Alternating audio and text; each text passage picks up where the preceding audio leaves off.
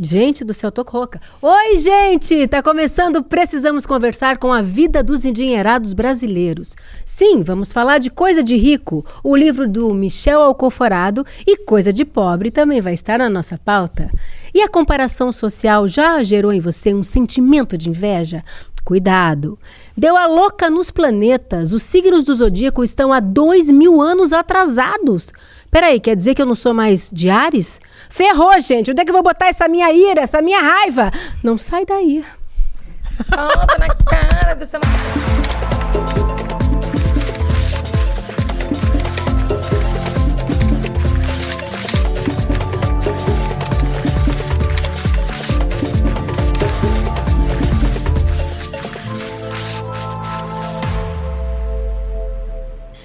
Olá! Está no ar o Precisamos Conversar, o programa de debates do ICL feito por mulheres, mas para todo mundo.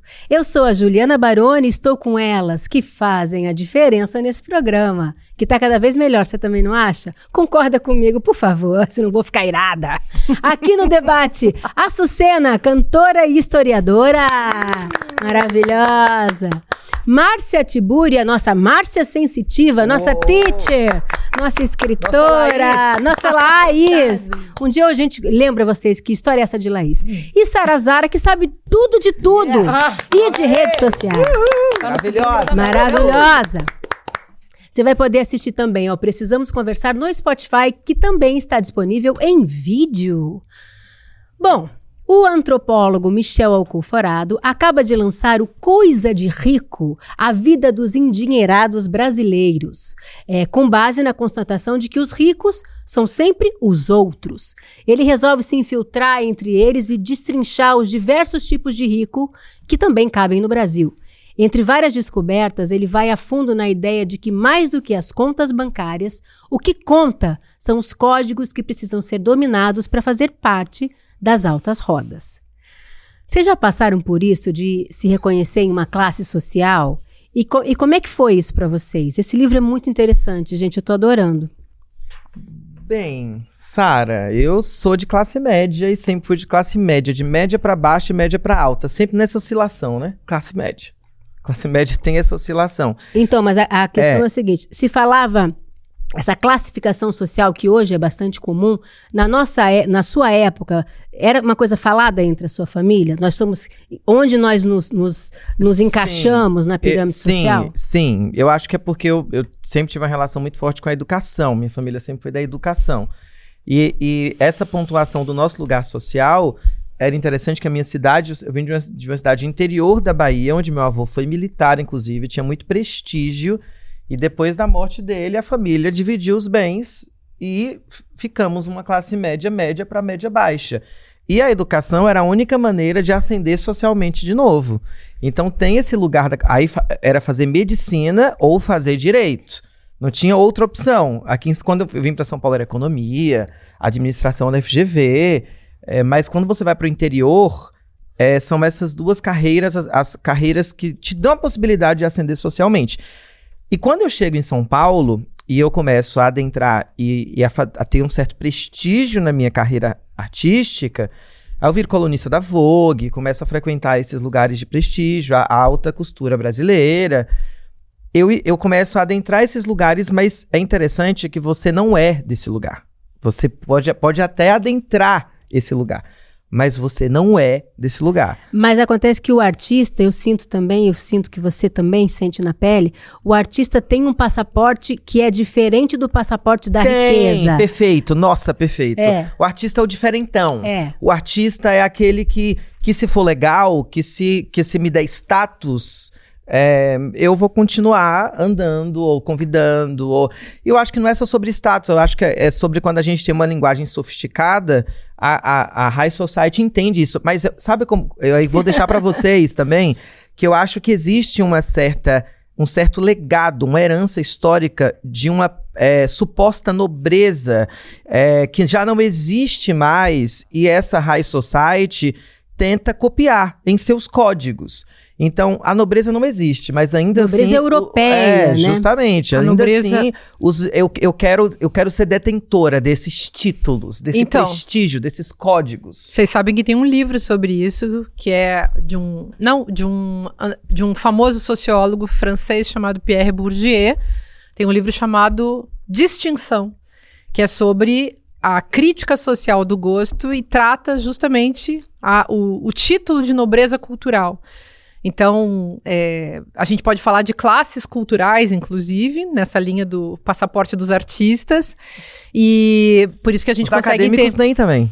Claro, então vira o símbolo... Aliás, foi assim que ele conta, o Michel Alcoforado, que ele entrou para a alta roda, como sendo o antropólogo do luxo, e aí ele começou a dar aula para os ricos. Então, você já deu aula para uma turma rica? Eu já dei aula para... Ixi, gente, nossa, eu já dei aula para gente muito podre de rica. Tá vendo? E eles querem sempre te comprar.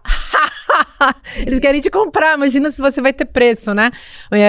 O que eu acho incrível é, eles não têm dinheiro para pagar o seu preço tá muito acima do dinheiro que eles têm e eles não têm esse dinheiro. Enfim, mas esse negócio do Bourdieu é tão interessante, gente, porque a distinção dessa gente rica se faz através de signos, que é o assunto do alcoforado. E aí, às vezes, essa gente que é muito rica de dinheiro, mas que não tem berço, que é o nouveau riche, essa gente não tem os signos da distinção intelectual e artística e que tem a ver com um parâmetro do gosto que foi construído por séculos e séculos. Então, o foco é justamente a nobreza que dita as regras das outras classes culturais. Mas os artistas conseguem sempre dar a volta nisso. E aí os ricos, que muitas vezes são gente muito cafona, aí esse povo realmente não suporta. Tem muito a ver também com o fascismo, o bolsonarismo que transitou no Brasil, esse bando de gente muito cheia de dinheiro, mas sem nada de subjetividade, sem experiência subjetiva, artística, linguística, e que vai às vezes, sei lá, lembro da época da Casa do Saber, que é aquela gente muito rica ia estudar filosofia para ficar bem na foto. Porque isso era um status social, né? Era. As artes também, os quadros, as exposições, né, são assim, um território. Embora não entendam muito, porque eu posso contar uma história que o Eduardo, ele vem do mercado financeiro. Uma vez eu fui numa vernissage, um negócio super chique, de um antigo lugar que ele trabalhava, e o sócio majoritário tinha uma palestra, eu não sei se era o Tunga dando uma palestra, enfim, um cara super bombado, assim, das artes, e ele estava dando uma palestra e o sócio fazia assim, ó. Mas de uma maneira tão ingênua e infantil, é óbvio que ele não estava entendendo absolutamente nada do que estava sendo dito. Mas eu achei aquilo meio bizarro, sabe? No campo das artes visuais é super engraçado, porque essa galera que é muito rica, mas não tem repertório, e não tem história, e não tem cultura, e não tem subjetividade, eles compram obras de arte por um preço gigantesco, e eles não sabem nada daquilo, nem daquele artista, nem do que eles compraram, mas eles adoram dizer quanto que eles gastaram. E aí, quando o cara fala isso, aí você vê que ele tá assinando o seu atestado de rico cafona. E por isso, gente, isso aí é o 1% da população mundial, né? É uma gente que dá vergonha, assim. Eu uma que outra vez caí na armadilha de ir pra um lugar desses. Eu acho que é 0,1, não é nenhuma. Me dá uma vergonha. Mas há também aqueles que são muito intelectuais, que prezam pelas artes num sentido ilustrado da coisa, que... Pouquíssimos. São poucos, mas há esses, assim, que até fazem a prática do mecenato. E eu acho muito... Acho que os ricos deviam fazer mais práticas de mecenato e usar o seu dinheiro de uma forma elegante. Mas os ricos brasileiros são avarentos, tem mais isso. Normalmente os ricos brasileiros são avarentos. E claro, a gente tá falando que os ricos deviam doar o seu dinheiro, mas na verdade a gente quer acabar com o capitalismo, né, gente? Então vamos distribuir esse negócio todo e os ricos podem desistir de fazer a cena de ricos, porque é realmente um negócio muito cafona. Nossa. Ô, Sara, pra falar em coisa cafona, vamos falar nós duas sobre a cafonalha, que é essa coisa de rico? Com a palavra, a especificidade especialista. Aliás, posso fazer só uma parte? Pode. Eu fiz uma festa de aniversário e a Sara foi. E depois ela fez uma esquete de humor no TikTok e no Instagram dela, falando sobre a diferença de festa de pobre e festa de rico. Você podia contar um pouquinho dessa história, dessa experiência pra gente? Primeiro que é os quitutinhos, né? Aquelas comidinhas pequenas, assim, falei, gente, que você pega um de cada vez, né? Aí eu falei com a moça, acho que era um rondelli. Toda hora trazia eu falei, mulher, bota isso no prato, bota 5 de uma vez, vai ficar lavando essas... Então, eu já penso em quem vai lavar, né, no cuidado. Mas eu, por exemplo, eu sou classe P mesmo, que é de pé no chão e é da última. Classe eu sou P. o suco Pé no chão. O suco do suco. E eu fui entendendo que não tem problema, porque classe é um negócio que você morre nela, porque você nasceu nela. Independente do dinheiro que você tem, você vai morrer na A, vai, né, enfim. Mas aí no meu caso... Você é casta. A minha cultura... O quê? Morrer lá... Não, porque se você é rico demais, você pode ficar falido, mas a gente eu entendi conhece o que como você rico, falou, né? mas E- continua, porque eu tenho uma coisa a acrescentar Eu, por sobre exemplo, isso.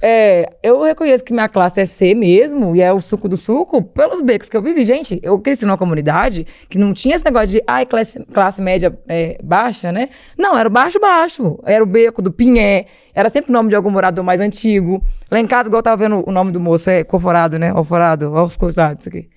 Lá em casa era os Faustino, entendeu? Da Silva, Conrado. Então, eu acho que é muito cultural. As famílias, né? Isso. E eu fui aprendendo a transitar, que eu não sei como que isso foi acontecendo, mas eu transito, assim. Esse dia eu tava dando mentoria pra uma neta de um banco muito foda de outro país aqui, que no final que ela me falou quem que ela era.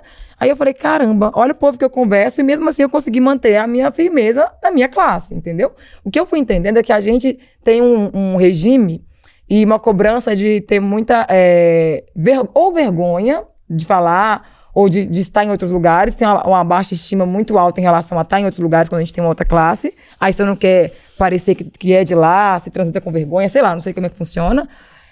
Ou então, eu não sei... Assim, eu tenho orgulho e a minha mente não é limitada. O que eu gostaria é que as pessoas que viessem da classe C, mesmo ascendendo em valores, em dinheiro, em outras coisas, não tivessem vergonha, sabe? Tivessem orgulho e conseguissem ter a noção do bom senso, que às vezes é só questão de bom senso, né? De você saber se comportar em um ambiente ou outro, isso vale pra todo mundo. Mas eu acho que essa questão aí que o moço trouxe, que eu esqueci o nome que ele falou, que eu esqueci de anotar, é muito sobre limitar a mente do pobre ser, entendeu? E fazer ele ficar sentindo que ele é assim pra sempre. Aí vai no aeroporto, fica constrangido de pedir ajuda. E eu consegui reconhecer isso. Que a primeira vez que eu fui, aquele telão, gate, portão, a cara do caralho, eu falei, caralho, o que eu vou fazer aqui? Pedir ajuda no Porque você aeroporto. não é uma habituê de aeroporto, e você, obviamente, a primeira vez que você faz qualquer coisa na tua vida, você não sabe o que fazer. E como ensinaram pra gente que isso não é coisa de pobre, quando você faz alguma coisa que é de humano e não de rico, que andar de avião é coisa de um ser humano, Olha, não é coisa de classe, né? Uma a gente vez, fica doido. eu queria fazer uma colocação sobre isso, porque nessa história dos aeroportos, acho que é muito sério o que aconteceu no Brasil. Vocês lembram? Acho que foi esqueci o nome daquela... Eu até cunhei uma expressão chamada madamismo, em 2017, que eram essas mulheres madames que ficavam fazendo esse jogo de opressão através da distinção com as pessoas, por exemplo, que iam ou pra praia, os meninos que iam pra praia no Rio de Janeiro, a tentativa de umas pessoas que escreveram os artigos, tô esquecendo o nome daquelas madames, enfim, que escreveram Socialites. Socialites. não, mas tem o nome de algumas que eram até jornalistas, que falaram assim que... Danusa Leão. Danusa Leão. Não, achavam ruim, por exemplo, ter pessoas populares, pessoas do povo andando nos aeroportos, porque assim elas tinham perdido alguma coisa. O que elas tinham perdido?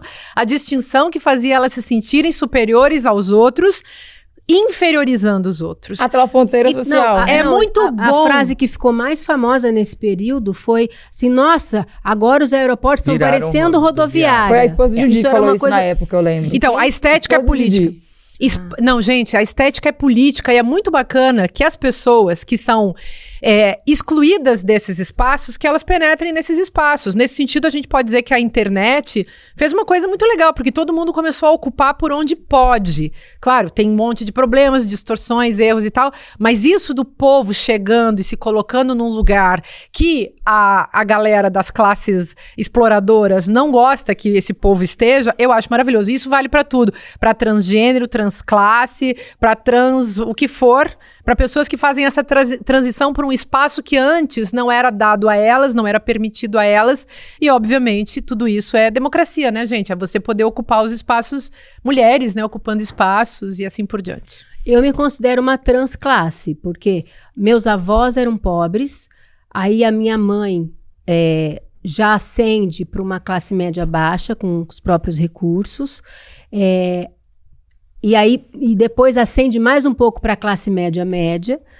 Aí eu vou para o Rio para ser paquita e depois viro atriz e consigo, lógico, com a estrutura, a minha mãe sempre me ensinou que eu deveria guardar o máximo de dinheiro que eu pudesse para não ostentar, porque a gente nunca sabe o dia de amanhã. Isso foi uma coisa que eu aprendi com ela e eu sigo tendo essa mentalidade até hoje. E aí guardei o máximo.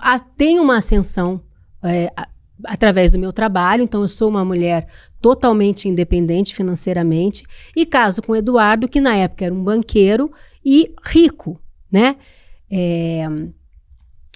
Mas menos rico do que as pessoas achavam, tá? A aparência era mais do que o dinheiro no banco.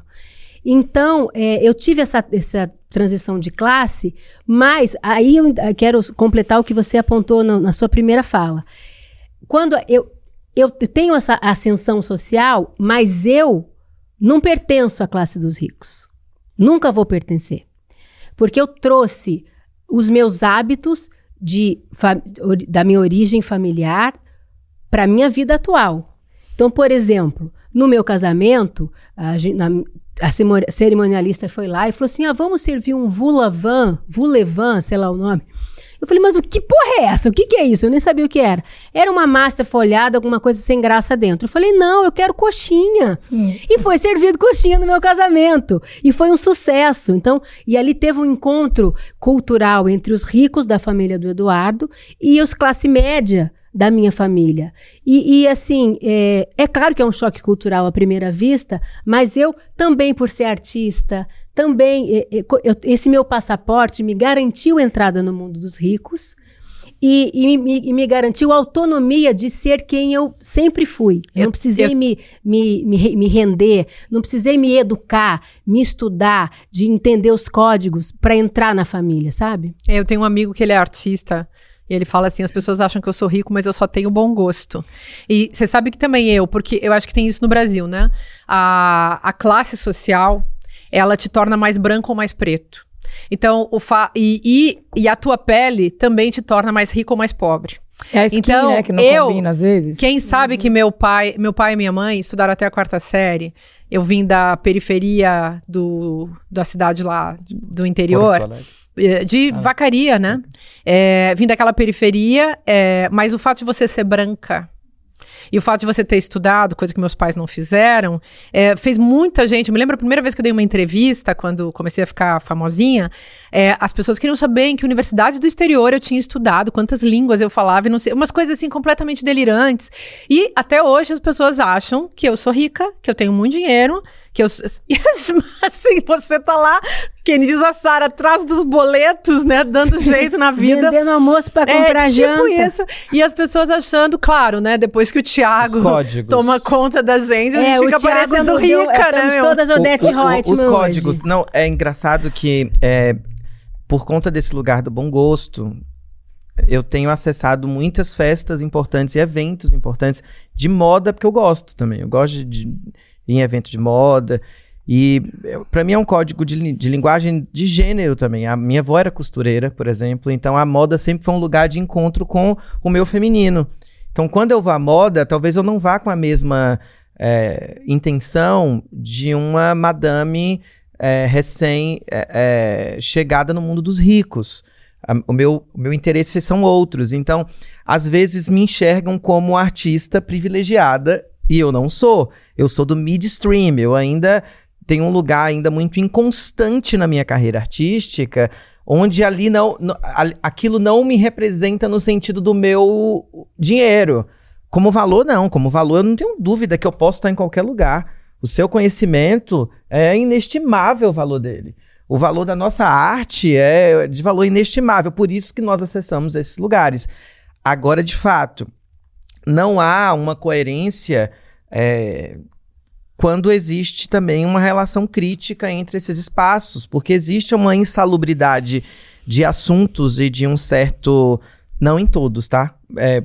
Mas a maioria, e de fato é a maioria, de um certo... Qual que é o nome daquela palavra? Não é precariedade, que falta um pouco de substância, de conteúdo, Inconsistência. Precarização. Não, inconsistência. Quando falta conteúdo bom, quando falta intelectualidade, quando falta criticidade. Me faltou a palavra. Algo raso. Algo raso. Quando é raso. Quando tá tudo raso. Quando é tudo sobre forma e nunca sobre conteúdo. Sabe? Isso é uma... ou seja, você pode levar a moda também para uma arte do conteúdo e não só da forma. Mas olha aqui, tem mais um detalhe, né? Eu falei, por exemplo, que esses novos ricos e os metidos a nobres, eles são cafonas, mas sobretudo, gente, falando... numa coisa um pouco mais complexa que isso, a gente vive no Brasil um verdadeiro complexo de vira-lata expresso por essa gente. Essa gente que precisa se achar melhor que o outro, que precisa fazer a performance do eu sou melhor que o outro, que empina o nariz, que não consegue conviver com gente simples, porque se acha ou faz um esforço de parecer melhor do que gente simples. Então, eu acho que é bom a gente meditar sobre isso, nessas pessoas que se acham, na verdade, tão pequenas, que têm uma autoestima tão ruim, que se amam tão pouco, que têm uma vida tão infeliz, que elas precisam realmente rebaixar os outros para se sentir alguma coisa. E elas precisam... Alguma coisa de isso melhor. Ele fala no livro também. Esses super ricos que você está citando precisam de coisas para serem alguma coisa eles mesmos. Então tem que ter os códigos, tem que ter a bolsa tal, tem que ter a marca tal, tem que ter o quadro tal abrindo. Quando você abre a porta de casa, tem que ter um quadro da moda, de arte, tem que viajar não sei para onde, que é o lugar da moda, sei lá onde, tem que viajar pela Emirates, que é a melhor primeira classe do mundo. Então tem que ter coisas. Se não tem uma lista de coisas... E tem que ficar contando pros outros. Você não existe. Mas sabe o que me incomoda? Essa projeção para fora. Essa projeção que não se engaja em um Brasil real, esse lugar que tem vergonha da força brasileira, da energia, da história do Brasil no sentido de resistência, de luta. Então, assim, me incomoda muito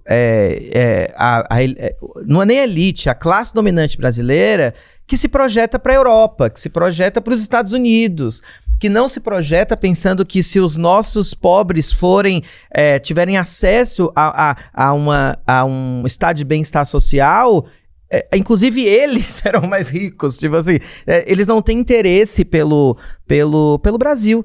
E isso me incomoda muito. Porque não conhecem o Brasil. Pela arquitetura brasileira. Por exemplo, aí você vai para os prédios, alguns prédios em São Paulo, aquelas coisas neoclássicas horrorosas. Você vai pra algumas com aqueles leões, então assim, porque... Não, mas é sério, porque a gente não tem uma educação... Romero Brito. Justamente a gente... Nossa, esse então esse aí é dos ricos emergentes de Miami. Mas a gente não tem uma educação sobre cultura, sobre Brasil. Então assim, o rico vai se projetar pra fora. Mas uma coisa que eu fui aprendendo aqui, parece que a noção de riqueza do brasileiro não é sobre ter muita coisa, é ter mais coisa que alguém. Porque isso aí vai em todas as classes, né? Inclusive, na minha classe, lá na classe P, sempre existiu uma galera que era dentro do mínimo melhor do que algumas pessoas, né? Então, assim, na minha casa, por exemplo, a gente era carente de muita coisa, então a gente era os filhos de Zezé pobrezinho. Já minha tia Selma, ela tinha sofá. Então, ela tinha sofá, ela era melhor do que a gente, porque tinha sofá. Mas aí Maria Teixeira, que era a prima nossa, tinha sofá e tinha mesa com cadeira. Então, sempre tinha alguém melhor do que alguém, e a gente colocando essa noção de riqueza assim, eu não sou rico igual o artista da televisão, mas dentro do que eu posso aqui dentro, eu vou ser mais rica do que tem, né? E os ricos fazem isso também, porque parece que eles ficam sempre assim, buscando. Uma coisa que eu sou criticada demais, falei, gente, a minha riqueza é minha. Quando eu falo que eu não tenho vontade nenhuma de sair do país ainda. Porque tem tantos lugares aqui dentro que eu não conheci, que eu quero ir, que primeiro eu quero explorar aqui, quando o dinheiro, né, chegar, e depois ir pra fora, porque pra mim é muita questão. Primeiro, eu não gosto de ficar sem feijão. Aí todos os lugares o pessoal me fala, chega lá, não vai ter uma comida que... Não me deixe sem comida, sem comer direito, sem comer bem. Você tem toda a razão, Pra mim já é questão cultural, não é de conhecer a parte geográfica, algo geográfico de lá, é sobre como eu vou me sentir lá. Eu vou chegar lá, vai estar frio, odeio frio. Chuveiro ruim, que não pode tomar vários banhos por dia. Não tem feijão, entendeu? Carne de porco. Você vou fazer o quê? Acertou direto. Eu morei quase 5 anos fora do Brasil por força das circunstâncias políticas. Na França. Então, na França... Lugar da elite, da elite, da elite, do creme de la creme. Na França, bom, que brasileiro acha a França chique, né? E tem lá uma certa indústria do luxo. Bem pequena, porque são meia dúzia de ricos, é 1%. 100% também. Na sociedade como um todo, que é um estado de bem-estar social muito crítico e muito cada um na sua ao mesmo tempo, é cafona ter carro de marca, relógio de marca, roupa de marca, aquelas ruas com, assim, lojas de marca e tal, é coisa para estrangeiro, para os árabes, para, enfim, os novos ricos do mundo que vão lá e gastam muito dinheiro, e é como se fossem guetos. São lugares, assim, onde não se vai. São os lugares frios. As pessoas, assim, têm uma vida naqueles cafés, mas é todo mundo muito com pouca grana, sabe? É um circuito, assim, de classe média, média, média. E o índice de Gini da França, o índice da desigualdade, é muito baixo, diferente do Brasil, que é o segundo país depois do Chile mais desigual da América Latina. Então, lembrar que na França, quem parece rico é já visto, taxado de cafonérrimo. Mas eu acho que aqui o nível de desigualdade aumenta muito, porque cada pessoa da classe C que ascende, ao invés dela querer que as demais pessoas dessa classe também melhore, parece que ela começa a torcer pro outro lado. Mas essa é uma mentalidade da nossa elite, mas é uma maluquice. E aí, quanto mais a gente vai avançando, mais atrasa, porque ao invés de eu procurar melhorar a minha parte, que é a minha classe, eu quero parecer com quem tá lá. E começa a reproduzir a mesma coisa que eles, que é roupa, né, lugares, essa questão de VIP que eu vi. Gente, esse podcast comprou um triplex na minha cabeça. E VIP, separação de lugares, né? O VIPão, por exemplo. Agora inventaram isso, viu, gente? Que você também, é VIP, né? Mas dentro da área VIP tem uma que é VIPão, que só os ultra exclusivos, porque rico gosta de exclusividade, né? Não, eu fui numa festa assim. Ela falou assim, você vai a festa já era VIP. A festa era uma festa fechada, só pra convidados. Aí, quando chegava na festa, eles me deram uma pulseira VIP. Eu falei, nossa, tem comida tem um VIP daqui. VIP do VIP? Aí já tinha o VIP do VIP. Aí lá no VIP do VIP tinha outro VIP. Eu descobri isso. É o VIPão. Até que você fica sozinho. Você foi chamada pra esse VIPão? Até que você fica sozinho. Só depois. Primeiro o VIP é você sozinho, não, sem falar com ninguém na festa, né? Então, assim, é uma loucura, porque na verdade, é uma criação mesmo, de um desejo. Não, e é pra criar desejo também. Distinção e desejo. E exclusividade. Distinção e desejo. Que é a imitação também que cria o capitalismo. Então, o pobre compra coisas pra parecer rico. A gente que é mulher começa a fazer essa cena. Hoje você tá parecendo rica, né? A gente comprou na 25 de março. É tudo da Odete Reutemann. Tudo vagabundo. Preparada para o tema. Exatamente. Então, tudo vagabundérrimo, mas parece. E esse também é o processo da imitação que distribui no capitalismo e a imitação o valor muito limitada, porque dependendo da mercadoria. Não compensa igual. Eu tenho uma amiga negra que comprou uma bolsa de 17 mil reais. Coitada. 17. Ela gastou mesmo? Sim, ela porque comprou. não foi no camelô, não, custava então, 170. Porque a pessoa negra, quando ela acende, ela tem essa necessidade de comprovar que ela tá podendo também estar naquele ambiente ali e tá gastando. Pra quem? É o capitalismo. Vai provar pra quem? Provar pra sociedade, provar pro grupo que ela pertence, que ela tem algo que ela pode gastar, entendo, que ela tem esse poder de pra compra, reservar, né? Pra garantir o respeito num novo estado social. Exatamente. Só que aí eu falei, nega, vamos fazer um estudo aqui. A sua skin, não é que você não combina. O mundo não aceita a sua skin. Então, quer dizer, se eu pego uma bolsa dessa na 25 igualzinha à sua, ninguém vai comprovar que a minha e a sua é diferente. Eles vão pensar que as nossas duas bolsas são da 25. Porque não é sobre o que compra, é quem comprou, entendeu? Então não adianta eu ou pessoas que têm, né, dos grupos marginalizados comprarem ou querer acessar lugares mais luxuosos e querer gastar com isso, porque de lá pra cá, a visão é outra, entendeu? Mas você não compra a bolsa, você compra o pertencimento. Exatamente. Só que esse pertencimento, cara, ele é negado para algumas pessoas. Você não compra o pertencimento, você emula, você imita. Mas já me falaram assim, como não, você não tem uma Prada, uma Chanel, porque assim... e a gente, eu acho que existe até uma pressão social. Eu já pesquisei para comprar, inclusive, por conta de uma pressão social.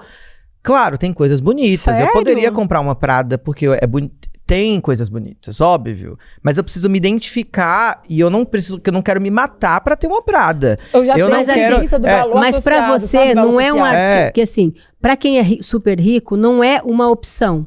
Todo mundo tem, eu tenho que ter, eu só tenho esse tipo de bolsa. Não, mas existe, por exemplo, bolsas lindíssimas. Não eu, tá, gente? Tô falando eu rico. Mas, gente, deixa eu explicar, por que exemplo, eu não tenho bolsa nenhuma de grife. Eu acho que tem bolsas lindíssimas produzidas no Brasil, muito bem feitas. Se você quer, que é muito chique. Se você quer ver bolsas muito bem feitas, roupas muito bem feitas, a gente tem uma produção maravilhosa, chiquérrima. O que não falta aqui são artigos chiquérrimos. Se você gosta de ir bem vestida, bem produzida, não quer uma distinção, não quer comprar uma bolsa igual a de todo mundo, tá cheio de artistas, de estilistas que fazem produções exclusivas. Agora, por que eu tenho que comprar uma Prada ou uma Chanel? Porque só nunca pra tive. dizer, Gente, deixa eu só Deus, lembrar, eu lembrei de eu uma quero coisa... de presente, hein, homens? Se Olha, vocês pode- quiserem pode- morar, eu mando pode dar. minha caixa Deixa postal. eu só lembrar, eu lembrei de uma coisa.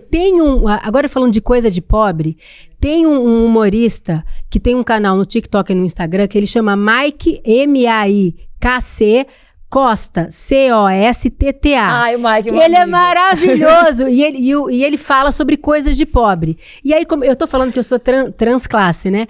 Quando eu fui lá ver os vídeos dele, gente, eu me identifiquei com muita coisa que ele associa a coisa de pobre. Por exemplo, eu e a Sara estávamos conversando sobre isso. Se você já foi, ou se você é pobre, ou já foi, ou já passou por esse momento na tua vida. Conhece algum? Se você conhece algum, já ouviu falar? Sabe aquele prato Duralex marrom transparente? Cai e não quebra. Que cai e não quebra Ele de quica, jeito quica, nenhum. não quebra. Ele quica, ele vira. Que toda a casa era Sim. só aquilo. Casa de vovó, inclusive. Casa de vovó. E os talheres, tudo desparelhado, que era um verde, outro azul, era o que dava. Tudo queimado de fogão. Era junta de patrão, né? A gente Então, trazia na das minha casas. casa da minha avó tinha isso. E diz que agora a moda, saiu uma reportagem outro dia, não sei se foi no jornal, um desses jornais, falando que esse prato virou moda de novo e que agora estão pagando 50 mil reais pelo conjunto. Ah, Mas é porque os Não. pobres já quebraram o que tinha. Agora o pobre não vai ter mais, porque os pobres que tinha quebraram tudo. Gente. Os que tiverem alguma coisinha ou outra, vai virar relíquia. Vai Você vê, o que vender, que vai Eu querer devia ter dinheiro. guardado a herança da vovó. O paradoxo do capitalismo. O capitalismo é tão pobre e tenta transformar tudo em mercadoria, ou seja, aplica a forma mercadoria a todos os objetos, que quando ele não tem mais o que inventar, ele resgata. capitaliza a própria pobreza, gente. Porque o Ô, pobre gente, já não tá mais achando aquilo ali chique, né? Aí Deixa ele eu contar compra. uma história engraçadinha, uma anedota, só pra encerrar esse assunto. Bom, Não queria encerrar esse assunto, não. tá muito bom esse assunto. Não, sabe por quê? Porque essa coisa do código, por exemplo, eu acendi socialmente, mas a pessoa que mora em mim é a mesma, né? Então tem códigos que só os ricos sabem desde muito cedo, que a gente não tem, não liga, não percebe, não entende. Meu sogro e minha sogra fizeram 50 anos de casados. E eles levaram uma bebida super especial pro dia das bodas de ouro, né? Então eles levaram uma garrafa de champanhe que eles ganharam, que chama Dom Perignon. Que Conheço. eu não sabia nada disso, mas eu fiz uma pesquisa para poder falar para vocês. É uma produção exclusiva de champanhe. Champanhe mesmo, da Champanhe, região de Champanhe, exatamente. né? Exclusiva, as garrafas são todas numeradas. Enfim, não é todo ano que dá, que a safra é boa o suficiente para produzir. Então é uma coisa super, super exclusiva. E aí eles levaram pro jantar. E aí opa, nunca tomei uma Dom Perignon na minha vida, que legal. Agora chegou o momento de abrir. Aí eu comecei, Dom Peridona, Dom Peridona. Dom Peridona, gente, é o nome de um remédio para digestão. Eu puxei o couro do Dom Peridona no Juliana! restaurante. Meu sogro me olhou. Aí eu falei, cometi uma gafe. Mas a gente riu tanto. Maria do Ainda Você é o bem que Jack do Titanic. Exatamente, eu sou o Jack do O Titanic. Jack do Agora, Titanic. olha, foi tão legal, assim, a reação de todo mundo foi acolhedora. E a minha própria, porque eu não me senti envergonhada. Eu vi ali nitidamente uma diferença de cultura, né? Que eu não tinha, que aquilo pra mim era, mais uma bebida realmente deliciosa. Mas eu chamei aquilo de remédio para digestão. E assim, virou a piada da família. Toda vez que a gente se encontra, eu falo, opa, Dom Peridona hoje, hein? Mas vocês sabem que na minha família tem uma outra história, né? Que é muito comum, aliás, no sul do Brasil. Essas famílias de imigrantes, se sentindo muito abandonadas, muito humilhadas, inventavam histórias. E a nossa família, a família do meu pai, que vem da Itália, tem uma história. A gente é simplesmente herdeiro de Vitória Emanuele II. Bastardos, mas de sangue azul, entendeu? Existe essa coisa de inventar essa Eu escrevi, sim, muito. As pessoas fazem isso porque elas não têm história, então elas começam a inventar mitos, né? E aí, o da minha família é incrível. No fundo, eu acho que esse mito individual ou coletivo do neurótico faz você ter uma certa... Eu sempre me achei uma princesa, gente. Eu sempre me achei, eu continuo me achando o meu é uma Barone. princesa, sabe? Meu Barone, de sobrenome baronato, é né? Baronesa. De baronato, E minha é. família, eu fui pesquisar, tem Pois um é. brasão. Mas tudo pobre, gente. Que brasão é esse? Não importa. Mas uma coisa... Ficou em você a eu narrativa. acho que ficou à vontade. narrativa da baronesa. Ficou. Eu acho que ficou à vontade, inclusive, trazendo uma provocação pra Sara, e de até falar depois desse assunto, de colocar essa coisa da distinção também, por exemplo, dos funkeiros e da galera não é do hip hop agora, do trap. Porque, assim, o que tá vendo as marcas, por exemplo, a Ferrari não vende, por exemplo, pra qualquer pessoa. E manda buscar se alguém comprar. E não for de acordo. A Ferrari é uma marca, por exemplo, Porsche sim, o funkeiro pode comprar uma Porsche, a Ferrari não. E a Porsche perdeu o valor justamente A Porsche por causa perdeu o disso. valor justamente por causa de... Quando a gente acessa a merda do Lacoste negócio... também. Por exemplo, a custa Ferrari... chegar. Então você tá tendo... Claro, mas crueldade assim, do sistema. eu acho que existe muitas contradições pra se discutir, assim, inclusive... Críticas também que a gente deve fazer, não só às classes altas, mas essas ascensões, e que quando falar a favela venceu, eu já ouvi falar, e eu já ouvi uma pessoa falando, não, a favela não venceu. Quem venceu foi você. Porque existe uma questão meritocrática. Às vezes divide uma Porsche em 30 mil vezes pra dizer que tem. E não. O que é vencer? A gente vai vencer quando o nosso país vencer. Bom, ainda citando o antropólogo Michel Alcoforado, invejamos os de cima e tememos os de baixo. As redes sociais ampliam esse abismo emocional e obriga todo mundo a performar riqueza até quem se diz contra. Inveja.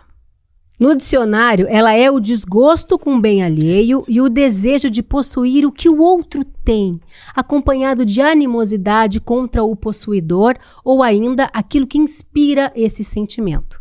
Como diz o ditado, a inveja é uma merda, né? Mas ela acontece, certo? Então, eu queria perguntar para vocês, como é que a gente pode evitar esse sentimento? Como é que a gente pode se proteger dele? Tem para atuar? Vocês acreditam na energia negativa da inveja? As redes sociais acho que ampliaram um pouco esse sentimento. Olha, eu não acredito em nada, mas eu uso tudo. Olha aqui. Tá cheirosa, hein? Ó, Arruda, temos. Sal Grosso, temos. Oi, temos. Sal Grosso, temos. O que mais temos? Patuás. Temos o quê? Eu tenho aqui um negocinho que é para limpeza e proteção. Não sei se você acredita. É de verdade, né? Mas olha, eu acredito em tudo. Porque minha mãe me ensinou assim. Não creio em las brujas. Ó o incenso ali. Tem esse... Quando você quiser me presentear, é só me dar isso que eu fico toda feliz. Mas esse aqui é o indiano que dá certo comigo. Tá vendo? Não é porque cheiro bom. Porque é tudo com cheiro bom, né? Eu compro sempre esse. Os outros não tiram a energia ruim do ambiente, não. Esse aqui é o que tira. Esse aqui é que é o bom. Meu povo. Como é que é a relação de vocês com a inveja? Me contem. Eu comecei a parafrasear. Eu acho que não é nem inveja, não. É um sentimento, é o impacto da desigualdade, sabe? Quando você vê alguém possuindo com tanta facilidade algo para você é básico e a pessoa exagerando no consumo, não é nem questão de inveja. Você começa a pensar no que você não tem ainda. E que vamos pegar um nome aqui, Virgínia. Ou inferno. Pegar um nome, Virgínia. Um monte de coisa que ela faz questão de mostrar na rede social, conhecendo o público que ela tem, que é o povo da classe P, que nem eu mesmo. Quando uma pessoa como eu, que tá trabalhando, se matando, se esfolando, levantando muito cedo, dormindo muito tarde, não tendo tempo nem de invejar ninguém, porque não dá pra poder ver o que o outro tem, porque você tem que preocupar com o que você não tem ainda. Vai na rede social dela e vê ela lá, esbanjando aquele tanto de coisa que não precisa. Aí você pensa, o que o Brasil tem que permitiu que essa mulher acesse esse lugar e continue lá e permaneça e ganhe muito mais fazendo isso? E o que ele faz para eu continuar no lugar que eu tô de escassez, entendeu? Aí eu acho que bate meio essa revolta, assim, sabe? Tipo, por que eu não tenho o mínimo que eu preciso? Ô, Sara, mas você não acha que tem uma diferença entre o seu senso de justiça social em relação a esse tipo de desigualdade e a esse tipo de performance de pessoas que são socialmente vazias, talvez até nefastas socialmente, e a inveja? Porque a inveja, você, por exemplo, falou, você não tem nem tempo de ter inveja, mas você está enxergando a desigualdade. E tem uma coisa em comum, que eu acho que é por onde você faz o raciocínio, que a inveja é uma questão de olhar. Isso sempre. Então a gente vê. Você não vai invejar o que você não viu. Não tem chance, porque a inveja é um afeto, ou melhor até, é uma posição que é gerada diante daquilo que o outro tem e que você desejaria ter. E, na verdade, eu acho até que dá para fazer uma distinção. Eu escrevi um dossiê para a revista Cult sobre a inveja.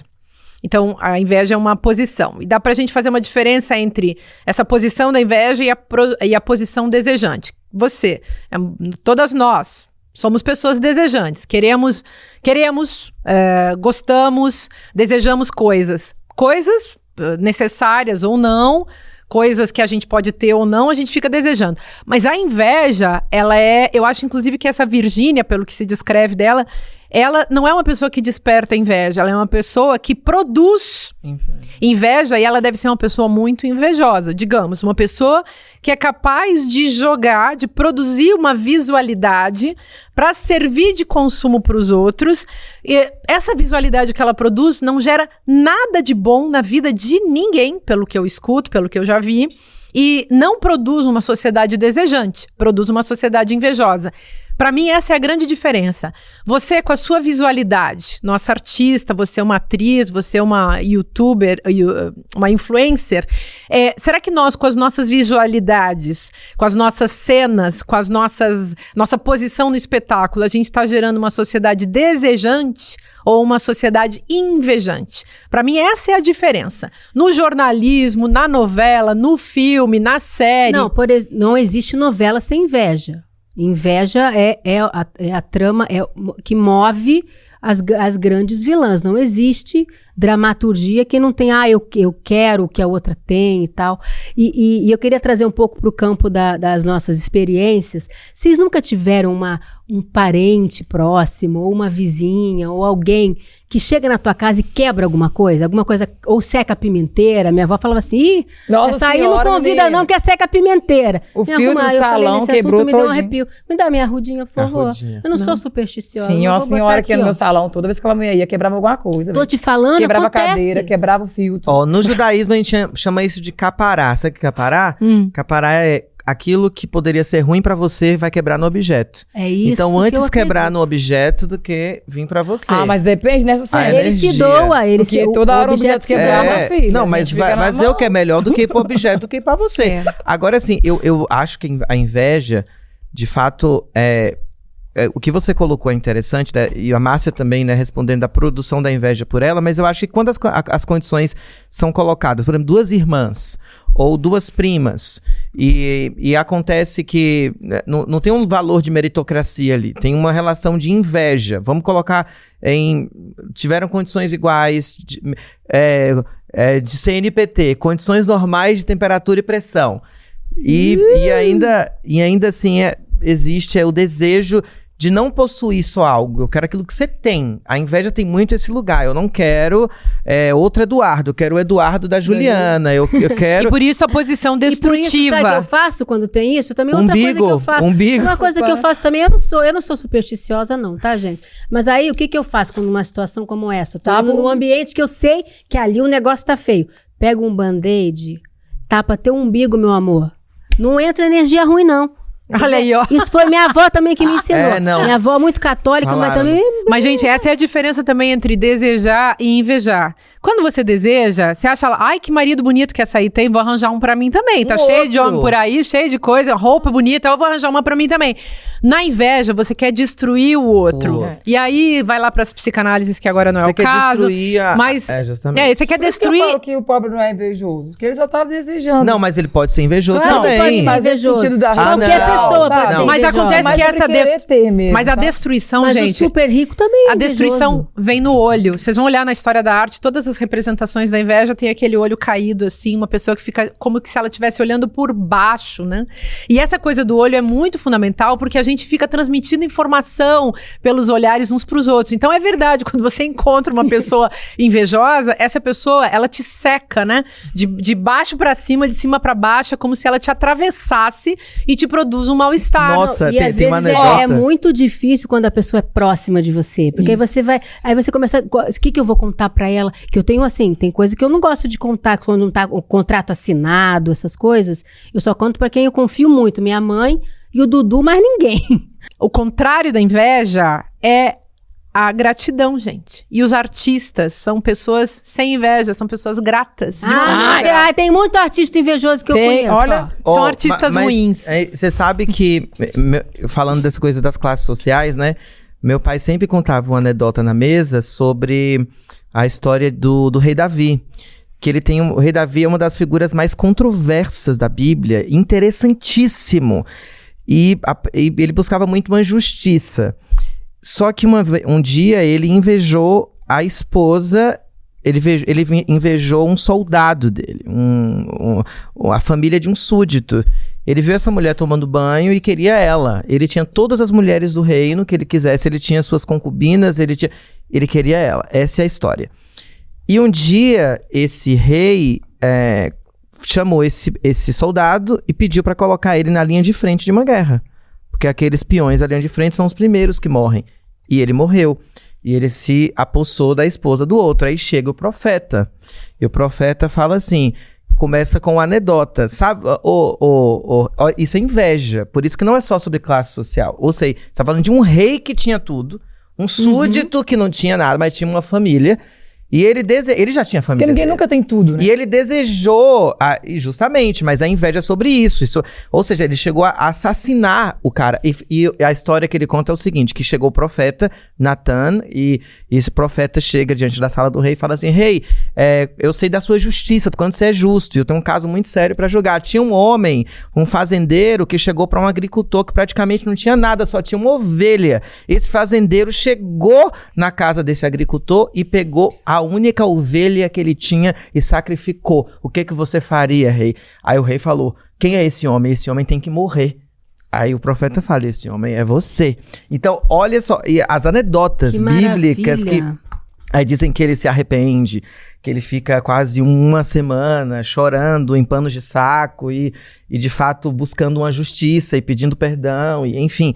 Mas é uma história muito interessante para a gente entender que a inveja, ela não tem um lugar de classe social, ela é um sentimento humano. E eu acho que sentimento humano todo mundo pode ter aqui, ó. Sim? A questão é que a gente faz as nossas escolhas todo dia, a qual lobo alimentar dentro de si. Verdade. Porque, por exemplo, eu tenho as minhas mazelas, as minhas ruindades, as minhas mediocridades, mas eu também tenho as minhas bondades, as minhas honestidades, e assim, todos os dias nós somos colocadas diante de muitas questões morais. E claro, podemos alimentar a nossa inveja, podemos, como uma questão humana. Nós não estamos isentas de... E a inveja, ela próxima do ressentimento. Ela brota involuntariamente, às vezes. E ela é parecida com o ressentimento. Eu, quando sinto inveja, eu, assim, faço uma meditação, porque eu sei quando eu senti inveja, sabe? O negócio, já, essa altura da vida, você já aprendeu sabe. Quando é que foi inveja. Eu, senti inveja. E é uma coisa que só faz mal a você. Quer dizer, faz mal aos outros se você entrar em atuação, mas é sobretudo um sentimento que faz mal à própria pessoa que está sentindo, e ela causa uma vergonha. A gente não gosta de dizer sentir inveja, né? Não é aceitável, né? De todos esses pecados, eu acho que é o mais... Ela te rebaixa. Ela precisa ser escondida, né? Ela te rebaixa. Enfim. Eu adorei esse assunto inveja. Eu não sou supersticiosa não, tá, gente? Eu só tô aqui fazendo uma brincadeirinha com vocês hoje. Mas olha, outro assunto que eu achei muito interessante essa semana. Se um dia você acorda e alguém te fala que você não é mais você. Você achava que era organizada? Não é mais. Você achava que era forte? Pois é. Parece que agora é super chorona e insegura. Você achava que era sonhadora? Nada. Você é super pé no chão. A novidade é que o New York Times soltou uma matéria comprovando que os signos do zodíaco estão há 2000 anos desatualizados. Não vamos discutir a veracidade da matéria, tá? Mas a ideia é abraçar essa teoria maluca, que eu já não abraço nada. Meninas, vocês acreditam em signo? Eu tô aqui, já que você falou da Mel Lisboa, vou falar da mãe dela, Cláudia Lisboa, que eu sigo desde muito tempo. Eu não faço nada sem consultar as coisas que Cláudia Lisboa, o oráculo. Que tinha a ver com a Mel Lisboa. É a mãe dela, é mãe da Mel, maravilhosa. Mas agora, o que você diria, Cláudia Lisboa, sobre isso? E agora a pessoa acorda e não é mais... Olha... Peraí, vamos ver. Tem um aplicativo, tá, nessa matéria do New York Times, e a gente já fez aqui nos bastidores como seria. Por exemplo, eu e a Márcia, que somos arianas, nós seríamos, assim, segundo esse novo estudo do atraso, essa piscianas. Imagina! Eu rejeito esse título e você. Imagina, gente! Gente, não tem nem cabimento. Tem nada a ver. Por exemplo, a Sucena seria taurina. O que você acha? Tem um pouco a ver, porque eu sou muito gulosa. Ao invés de gêmeos. Mas eu sou na comunicação, sou confusa, que não é geminiana, sou muito da... Eu não concordo, mas vem cá. Gente, 2000 anos não atrasa uma estrela. Uma estrela pra se mover. Imagina que não sei da teoria, não sou uma Essa matéria astrônoma. diz, não, essa matéria diz que sim. Agora, tem uma discussão muito interessante que é astronomia versus astrologia, Sim. né? Que são ciências diferentes. Newton era astrônomo e astrólogo. Aliás, antigamente todo mundo era tudo Fernando misturado. Pessoa era um grande astrólogo. Então, mas o que aconteceu é que se criaram ciências ocultas. Aliás, o conceito de ocultismo tem a ver com a separação das ciências a partir do advento da ciência moderna. Não, olha que história interessante. Ela é escorpiniana, né? Não, eu sou não. sagitariana, Ela é pelo amor de sagitariana Deus. do dia 23 de novembro, igual a minha irmã Giovana. Quando Conheço abre o bem sol ela, hein, de Jojo? Sagitário, estou E, na frente. e agora, segundo esse nova maluquice aqui, você seria escorpião. Mentira, eu Você odeio se escorpiano. identifica? Nada a ver. Nada a Eu ver. amo minha filha porque é minha filha. Porque se ela não fosse o negócio... Ela é escorpiana? Ela é escorpiana.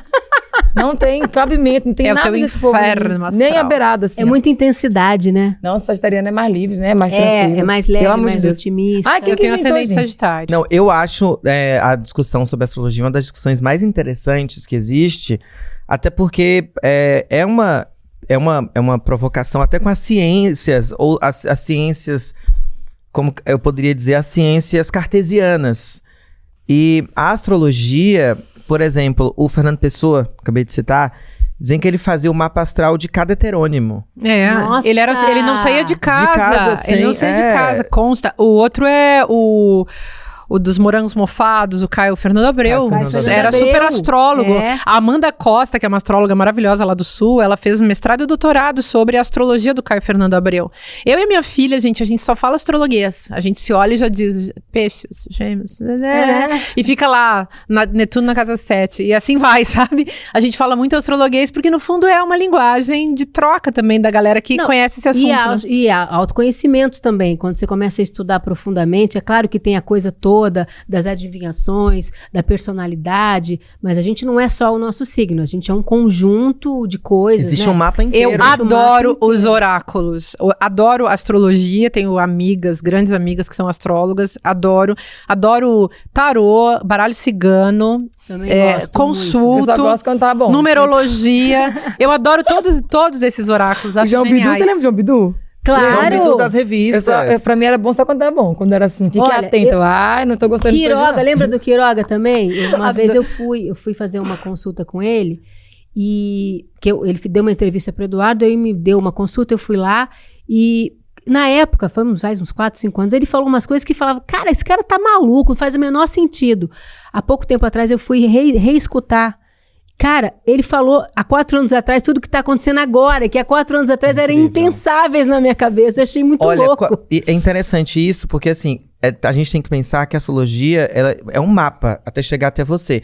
É quando você é parido, quando você sai do ventre de sua mãe, imagina que você recebe as energias de todos aqueles astros, daqueles vetores astrológicos que compõem a relação com a Terra. Então eu acho muito interessante, é como se tatuassem em você aqueles vetores, e não é sobre determinismo.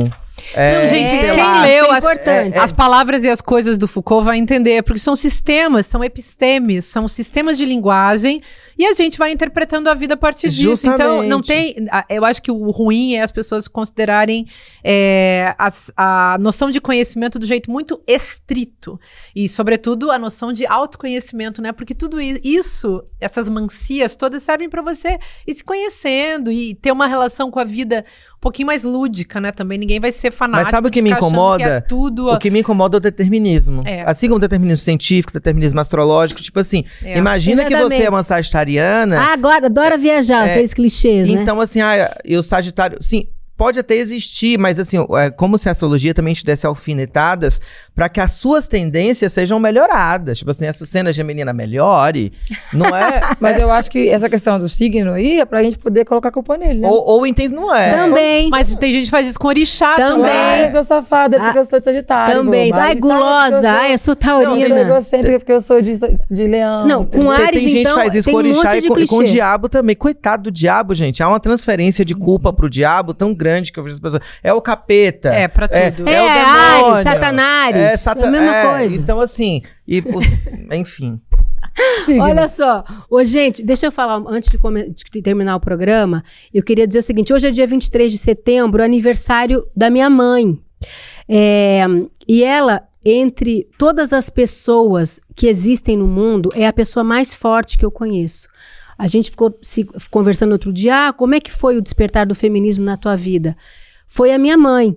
A gente não sabia essa palavra feminismo, mas ela sempre foi uma mulher que tomou a frente da família dela, é a irmã mais velha da casa dos meus avós, foi a mulher provedora da minha família esse tempo todo, o nosso oráculo, a que passou todas essas superstições adiante, a que cuida e a que provém. Então eu quero mandar aqui o meu feliz aniversário para minha mãe, que é realmente, ela tem tudo a ver com esse programa, por isso que eu resolvi homenageá-la hoje. Merece, Mãe, merece. te amo muito, vida Parabéns longa pra você, ela. minha Super fortaleza, parabéns. tá? Parabéns, manhã da Dona Ju! Barone. Riva Barone! Viva! Parabéns! Quer continuar essa conversa e ficar por dentro de tudo que vai rolar por aqui? Aponte seu celular para o QR Code que está aparecendo aqui na tela ou acesse icl.com.br/Precisamos Conversar e entre no nosso grupo exclusivo no WhatsApp. Lá você vai receber o link para assistir ao nosso próximo encontro e ter acesso a conteúdos exclusivos. Gente, o nosso encontro foi ótimo. Eu amei. A gente podia cantar uma música pra minha mãe, né? Você sabe alguma da Betânia? Ela ama todas. Nossa, será que ela sabe alguma? Tô com saudade de ti, meu desejo. Vamos lá pegar. Ela gosta Ela muito. gosta dessa? Ela gosta de as canções que você fez pra mim, ela adora. Eu amo essa. A versão da Vamos, que é do Roberto Carlos, mas a Betânia cantando isso é um clássico. Vamos lá. Se você prefere essa, ela vai adorar essa homenagem final. Improvisado, tá, mamãe? Tudo pra você aqui hoje. E Betânia tá fazendo 100 anos de carreira, né? Juntou Dona Riva com Betânia, Dona 100 Riva, anos de carreira. 72, linda, maravilhosa. Hoje eu ouço as canções que você fez pra mim. Não sei por que razão tudo mudou assim. Ficaram as canções e você não ficou. Esqueceu de tanta coisa que um dia me falou.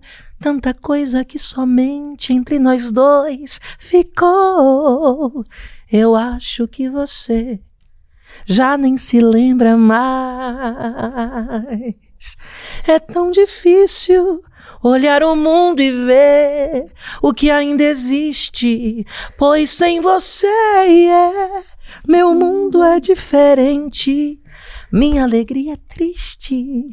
Ai, que coisa linda, mamãe. Um beijo. Eu tô chorando que meu pai cantava essa música pra ela. E agora ele não tá mais aqui.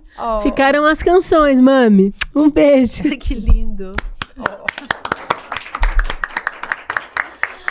Que lindo, gente. A simplicidade é o auge da sofisticação. Quem disse essa frase foi Leonardo da Vinci, um dos maiores gênios que esse planeta já viu. E finanças e investimentos são assuntos que as pessoas normalmente têm muito medo, porque acham que são assuntos muito complicados, mas não são. E se você aprender bem o básico e de uma maneira simples, você já tem o suficiente para a sua vida financeira mudar e trazer equilíbrio e, mais do que isso até, confiança e segurança para tomar as decisões que você tem que tomar. Eu preparei uma aula que se chama O Guia da Liberdade Financeira, que tem como objetivo exatamente isso, tornar simples e dar instrumentos práticos para vocês poderem aplicar isso na vida de vocês. Vai acontecer dia 28 de setembro, um domingo às 8 horas da noite. Um abraço.